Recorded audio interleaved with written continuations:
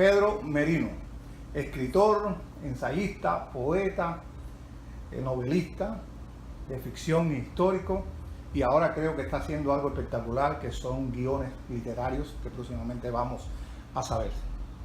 Tengo entendido de que empezaste a escribir ficción próximo a los años 2000 y que una de tus creaciones literarias fue premiada en España, llamada Quinta de la Caridad, ¿cierto? Cierto.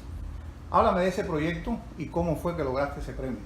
Bueno, ese premio, primero que todo me sorprendió a mí porque yo no esperaba ganar ese premio. Lo escribí con el objetivo de ganar una beca de creación literaria en España. Pasé mucho trabajo, ¿sabes? Los embates del periodo especial, escasez de recursos, etc. No los voy a agobiar con eso. Pero realmente mi objetivo era darme a conocer y lo logré increíblemente. Gané ese premio y asimismo con esos errores que cometen, porque la novela policíaca Quinta de la Caridad, en realidad el título original es Operación Fuga, está dedicado a los escritores noveles de Cuba. Y entonces con esos errores asimismo yo lo publiqué, asimismo me lo publicaron, porque quería dar a entender cómo el trabajo que pasaban los escritores noveles en Cuba para publicar una obra y todos los errores que arrastraban. ¿Entiendes? Yo pude haberla mejorado, en realidad le dediqué 40 días, más bien 72 horas, porque le dedicaba entre 1, 2 o 3 horas diariamente por la mañana. Y sí, realmente me sacó el anonimato. No había escrito, no había publicado un libro en Cuba, solamente un mini cuento, El Bolso, titulado El Bolso, en la revista Somos Jóvenes de Cuba. Solamente tenía eso publicado. ¿Te consideras un escritor independiente, por tanto? Evidentemente, el término escritor independiente ha sido manipulado o tergiversado. Se piensa que al tú ser escritor independiente, pues que estás confabulado con algún partido político de la oposición. Eso es totalmente falso. Yo jamás estuve involucrado en la política, nunca acepté un centavo en ningún partido político de la oposición, aunque tampoco colaboré con el gobierno cubano, con la prensa oficial. ¿Entiendes? De ahí el éxito mío y de que la gente me sigue, o sea, lee mis libros, ya tanto de ficción como no ficción, en español e inglés. Muy bien, y en esa época que tú comienzas a hacer tus primeros pininos, tú desarrollas una temática muy específica, que es una temática que se considera hoy como la literatura sucia. Háblame de esa poética, si realmente es una poética y en qué consiste esa literatura y cuáles han sido tus aportes en esos momentos. Evidentemente, mira, el realismo sucio, el padre del realismo sucio es Charles Bukowski, el escritor estadounidense de origen alemán, de ascendencia alemana. ¿Qué sucede? Este hombre llamó la atención a muchos escritores marginados de su época y de otras generaciones. Y en el caso mío, evidentemente me marcó. Yo leí todos esos cuentos de él y me di cuenta que esas malas palabras insertadas o mezcladas dentro del argot popular cubano, o sea, yo creé un libro, o sea, un glosario de cubanismo, para que los lectores entendieran a mis personajes literarios. Y evidentemente personajes marginados, en este caso empecé en la temática policial, detectives, delincuentes, asesinos, drogadictos,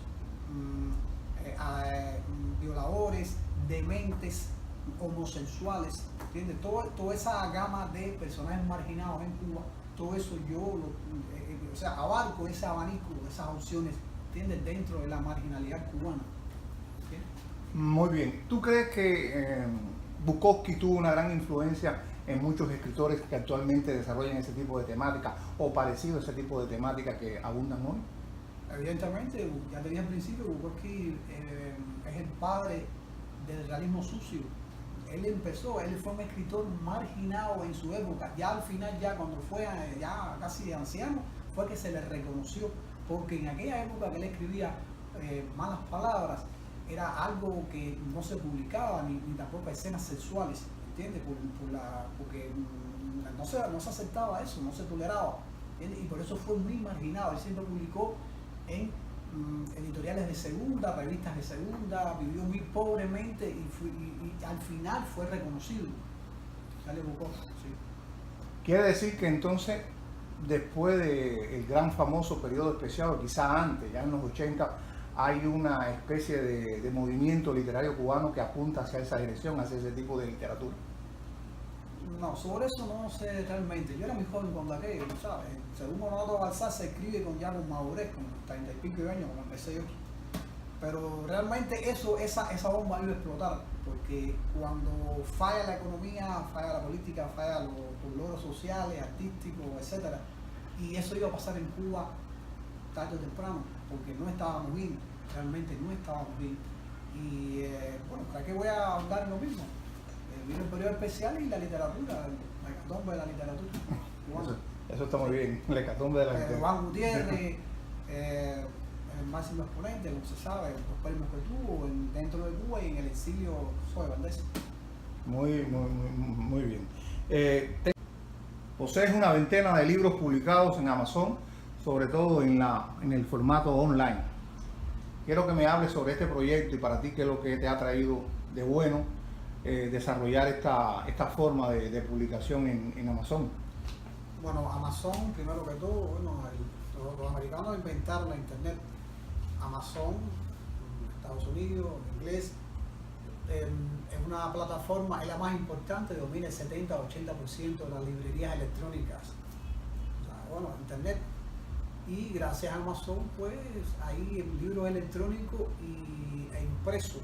CreateSpace ya desapareció y esa plataforma de Amazon es muy fácil publicar libros, está todo en español, está en varios idiomas, pero sobre todo en español, que es mi primera lengua, y gracias a esa oportunidad pues es muy fácil publicar y tiene muchas opciones para subir ilustraciones a colores y ponerlas como cubiertas de los libros, cubiertas y contracubiertas.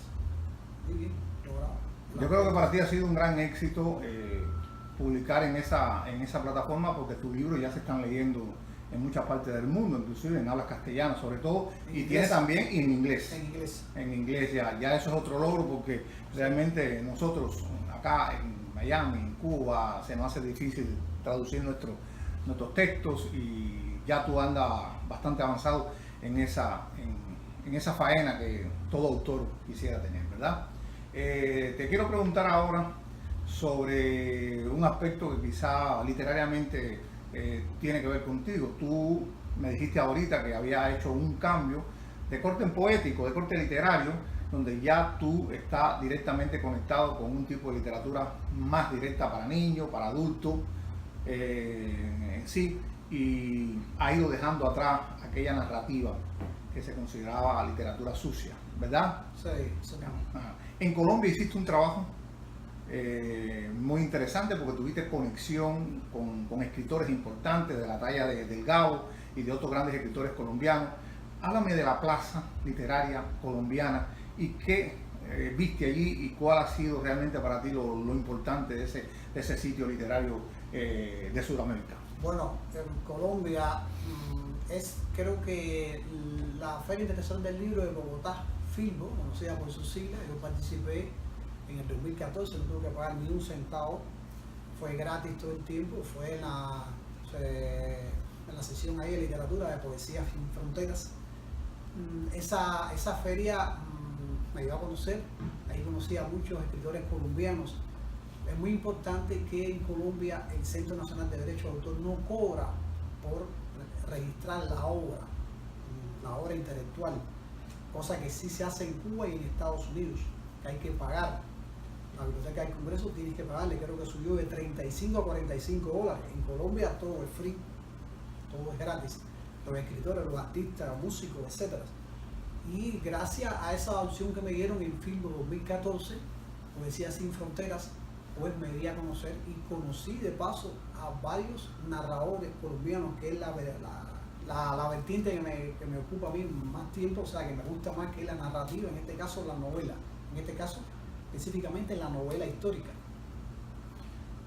Tienes un libro ahí en tus manos que constituye una novela histórica, recientemente publicada precisamente a través de Amazon, y a través de la nueva biblioteca, de la nueva plataforma que se llama KDP, Kidlinks, que ahora se ha apoderado del mundo editorial online.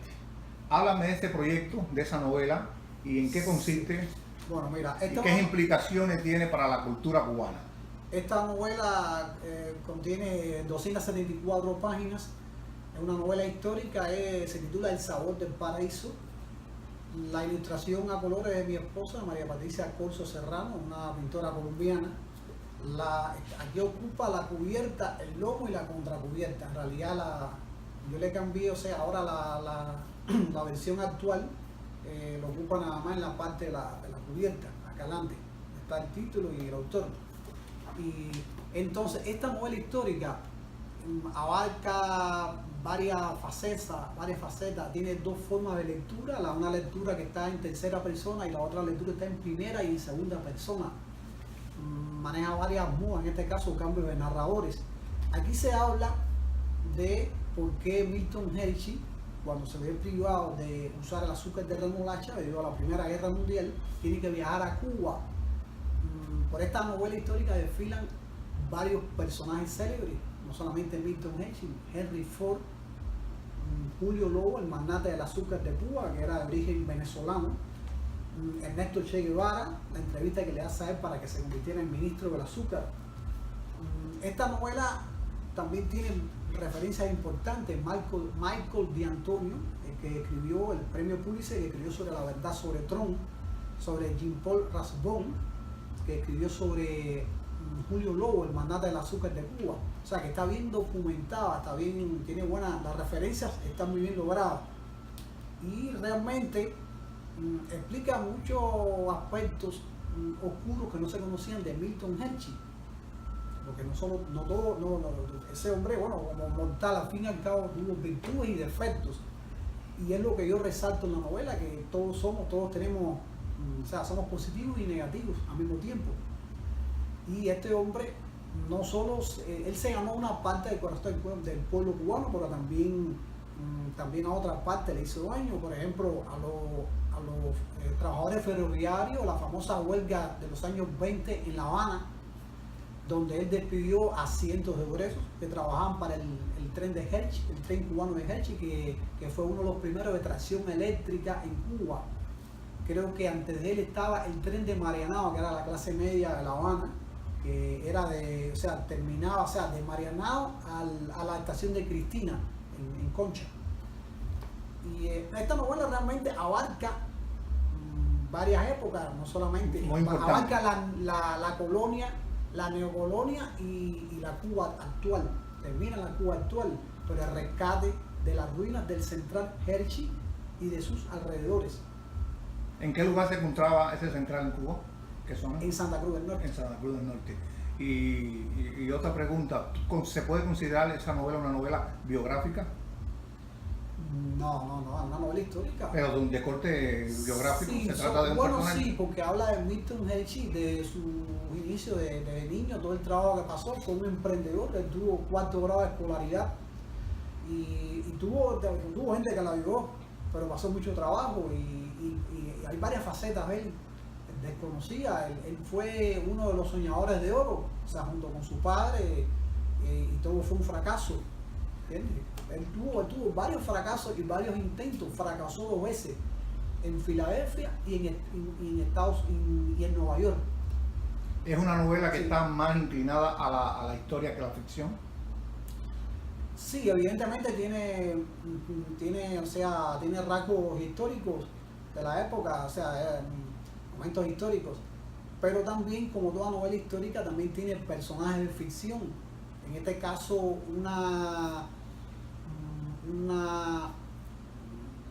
¿cómo explicarte? Una historiadora cubana que tiene ascendencia africana, o sea, haitiana en este caso. Ella es la que se inspira en su trabajo de diploma que se titula El sabor del paraíso, que le da título a esta novela histórica. Y ella es la que ella pasa mucho trabajo, tuvo más obstáculos que Milton Hershey. No sé si es una maldición que tú me hayas traído tu obra para que la gente supiera que eres un escritor bastante prolífero, un escritor que lleva ya aproximadamente casi 20 años escribiendo. Sin embargo, eres un escritor que todavía no te conoce de manera suficiente en los círculos literarios, quizá de acá de Estados Unidos, no sé. ¿Tú sientes de que eres un escritor, digamos, marginado o un escritor, digamos, no tomado en consideración? Evidentemente, me han dado muy pocas oportunidades para darme a conocer. De hecho, bueno, he tenido que morir con Amazon, o sea, esa publicación independiente. Realmente he querido, o sea, tengo, como tú dijiste al principio, polifacético, o sea, escribo, o sea, literatura de ficción y no ficción, ensayo, puedo escribir artículos. Sin embargo, no he tenido la oportunidad de publicar en periódicos importantes como el Nuevo Herald de Miami, por ejemplo. ¿Qué te motivó a separarte de la literatura sucia y irte a una literatura, digamos, quizás más sana desde el punto de vista literario? Bueno, mira, el medio ambiente o el medio circundante es constructor y destructor del escritor. Cuando viví en Cuba, bueno, imagínate, los años 90, periodo especial, escasez de todo tipo. Y realmente me inspiré en esos personajes marginados, como dije al principio, o sea, detectives, delincuentes, asesinos, traficantes de drogas, dementes, violadores, etc.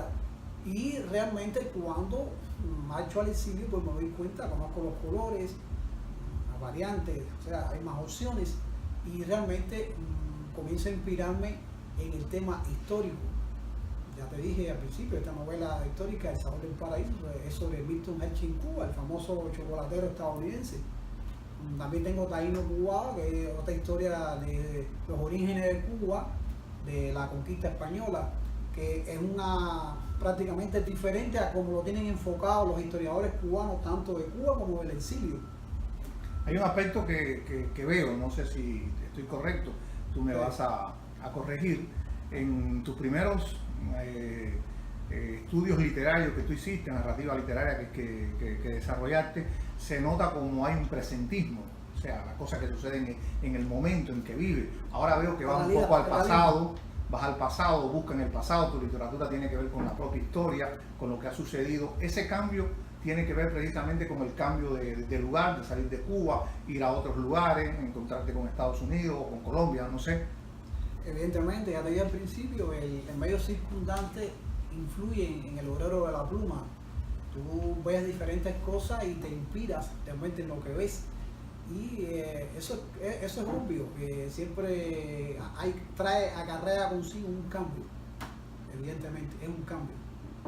Bueno, ya está en una nueva fase literaria y quiero que me hable de algunas perspectivas, algo nuevo, en qué está trabajando, qué pretende hacer, no sé si vas a presentar algún libro, si tiene algún proyecto más ambicioso en torno a lo que estás haciendo. ¿Cuáles son las nuevas perspectivas?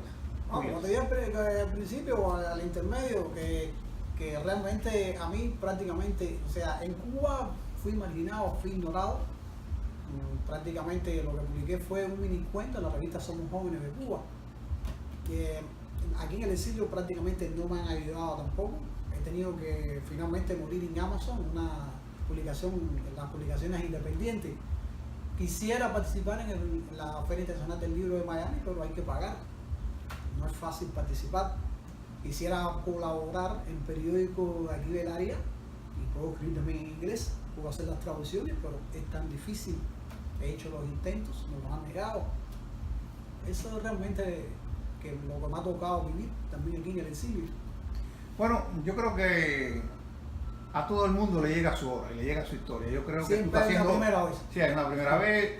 Yo estoy mirando que tú estás haciendo una buena literatura, está enfocado, ha cambiado de perspectiva narrativa. Creo que eso va a dar mucho que decir. Novelas históricas y sobre novelas que se sustentan en el devenir de la cultura cubana. Realismo mágico, ciencia ficción, realismo mágico. Está realmente bien enfocado y llegará el momento. Seguro que llegará el momento. Eso espero.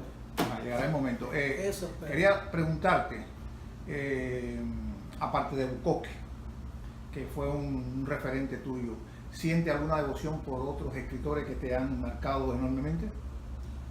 Bueno, sí, imagínate, todos han marcado, no sé, mencionar algunos siempre, no sé, discriminaría a otros. No sé realmente qué decirte al respecto, pero son, todos los escritores son importantes, unos más, otros menos, todos aportan, inclusive hasta los desconocidos. ¿Entiendes?